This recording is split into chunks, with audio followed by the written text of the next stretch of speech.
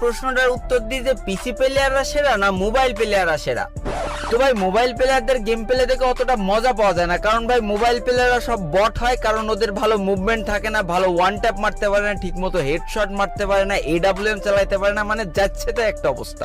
কিন্তু ভাই পিসি প্লেয়ারদের খেলা দেখে যে লেভেলের মজা পাওয়া যায়, ওদের যা মুভমেন্ট থাকে আর ভাই ওরা যা ওয়ান ট্যাপ মারতে পারে আর যে লেভেলের এডব্লিউএম চালাতে পারে না, এই জন্য ভাই যুগে যুগে যত পুরো প্লেয়াররা এসেছে সব কিন্তু পিসি প্লেয়ার, কেউ কিন্তু ফোন প্লেয়ার না। আর এই কথাগুলো যারা বলে না তারা আসলে একটা বোকাচোদা।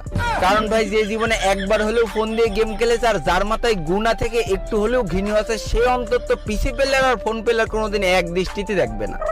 ফোন প্লেয়ার তো ফোন প্লেয়ারই ভাই, ফোন প্লেয়ারদের সাথে তুমি যদি পিসি প্লেয়ারের তুলনা করো তাহলে ভাই তোমার মাথায় ঘেনু নেই, তোমার মাথায় গামলা গামলা গু আছে।